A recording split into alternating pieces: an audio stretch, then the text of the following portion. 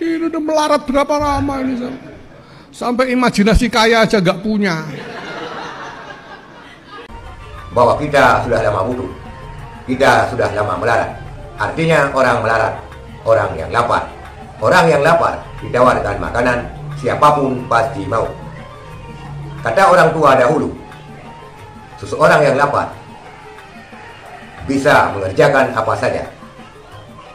Seseorang yang lapar bisa saja membunuh dikarenakan perutnya yang kosong. Prajurit yang lapar akan menyerahkan senjatanya kepada musuh untuk ditukar dengan sesuap nasi, walaupun senjata tersebut nantinya akan menghujam dadanya.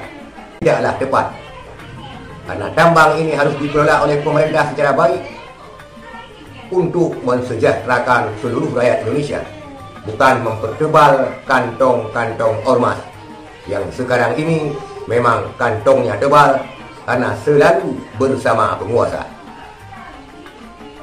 Malu apabila PBNU mengatakan dirinya lapar.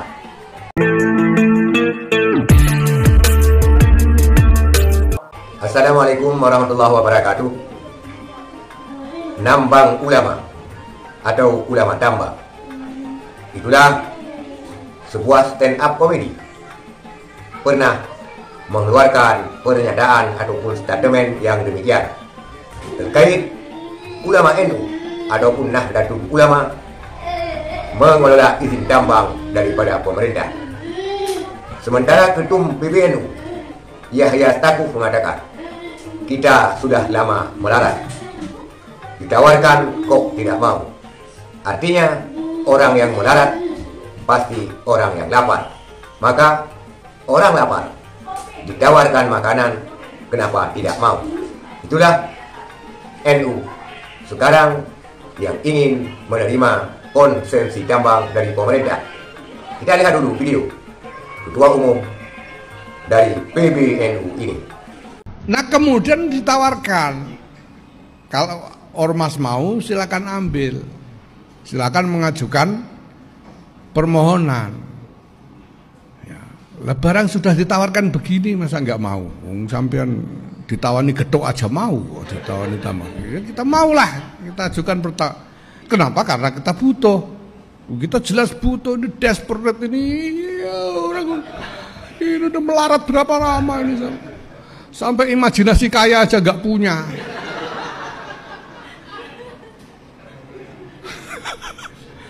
Masa imajinasi untuk mengembangkan sumber daya NU kok iuran warga, ini gara-gara kelamaan melarat nggak punya imajinasi. Nah ini, nah kalau asal usulnya beres, nah berarti sudah selesai satu masalah toh. Berarti asal usulnya halal, nggak nyolong ini. Nah kemudian masalah berikutnya gimana cara mengelolanya supaya tidak haram, kan gitu. Ya kita atur nanti supaya kita kelola dengan cara yang tidak haram. Apakah kita punya kapasitas, punya kemampuan profesional untuk itu? Ini kalau ada yang ngomong begitu itu saya sebetulnya, ya orang NU itu kalau melaratnya lama ya iya gitu ya. Tapi kalau pinternya kan ya pinter. Ini bukan orang goblok-goblok ini. Kita sudah punya kapasitas profesional untuk itu. Tidak percaya nanti lihat, masa kita belum jalankan udah dibilang nggak profesional gimana? Itulah pernyataan lengkap yang telah disampaikan oleh Ketum PBNU bahwa kita sudah lama butuh, kita sudah lama melarat. Artinya orang melarat, orang yang lapar. Orang yang lapar ditawarkan makanan, siapapun pasti mau. Kata orang tua dahulu, seseorang yang lapar bisa mengerjakan apa saja. Seseorang yang lapar bisa saja membunuh dikarenakan perutnya yang kosong. Prajurit yang lapar akan menyerahkan senjatanya kepada musuh untuk ditukar dengan sesuap nasi, walaupun senjata tersebut nantinya akan menghujam dadanya. Itulah saudara sekalian, izin tambang pemerintah yang diberikan kepada ormas keagamaan termasuk NU yang lebih duluan menyambut, menimbulkan polemik di tengah-tengah perbincangan daripada praktisi dan politisi selama ini. Ahli tambang ataupun pengamat tambang dan energi mengatakan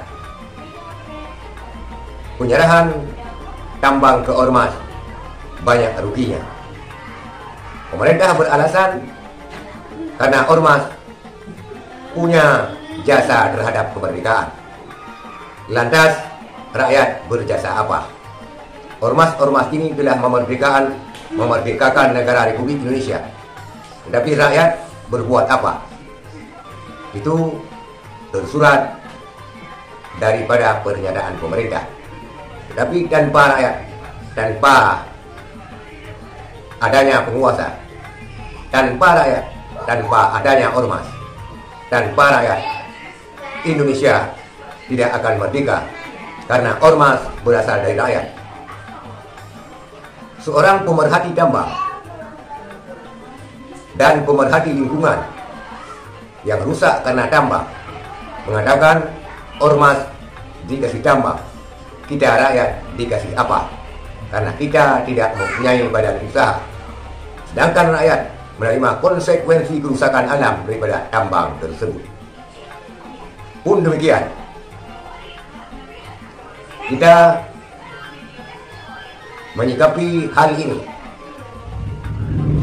khususnya izin tambang kepada ormas keagamaan, bagi kita rakyat sebenarnya tidaklah tepat, karena tambang ini harus dikelola oleh pemerintah secara baik untuk mensejahterakan seluruh rakyat Indonesia, bukan mempertebal kantong-kantong ormas yang sekarang ini memang kantongnya tebal karena selalu bersama penguasa. Malu apabila PBNU mengatakan dirinya lapar. Malu PBNU apabila mengatakan dirinya melarat. Karena PBNU selalu diapit oleh Presiden Jokowi. Bahkan anak asuhnya daripada PBNU, Banser, ini adalah pengawal daripada pemerintahan sekarang ini. Dan bahkan pada ulang tahun Banser, Panglima Banser menyatakan, siapapun yang menyakiti Jokowi adalah menyakiti kami Banser sedunia.